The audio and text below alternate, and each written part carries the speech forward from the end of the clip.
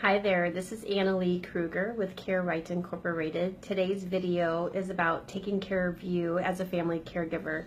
If you can see this handout, this is actually a document a PDF that you can download off of my website, www.carerightinc.com, under Family Resources, and the blog section has additional information as well. Why I wanted to talk about taking care of you as a family caregiver today is because every person who calls me is a burned out caregiver. It's usually the adult daughter or the adult son or the person who is providing the most care, which may be a spouse. One of the reasons they're calling is because they are burned out, they are missing work, some of them have to retire early, some of them are taking more menial jobs so that they have the flexibility that they need to be able to kind of be at their parents' or their loved ones' beck and call. Some of them are not being able to travel or spend as much time with their immediate family as they were hoping to after they retired, because they have to either drive or fly back and forth to check on their aging parents. That's not a sustainable plan. What happens is, in time, an elderly loved one is going to need much more supervision, more care, more oversight, and having an advocate that's local is going to be very helpful for you as a family member. Typical signs of caregiver burnout, or what I call compassion fatigue, are when you notice that you're more moody than usual, so you've had a change in your behavior, a change in your mood, a change in your personality.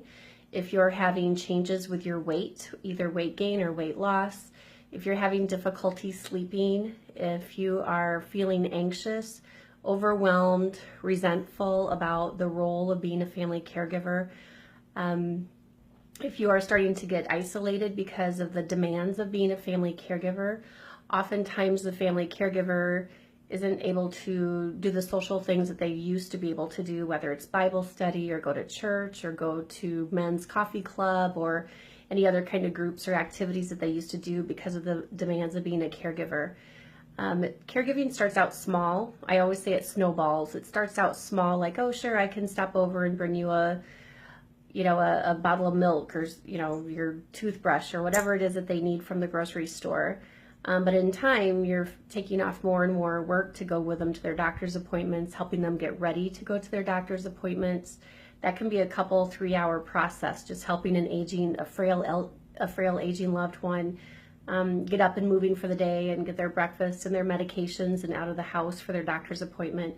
And then the time that it takes to wait for the doctor to see you and then have to go to the pharmacy for the medications and those kind of things. It takes all day to do one doctor's appointment usually. So those are just examples of, the compassion fatigue that can come along with being a caregiver to an aging loved one if you don't have a plan in place.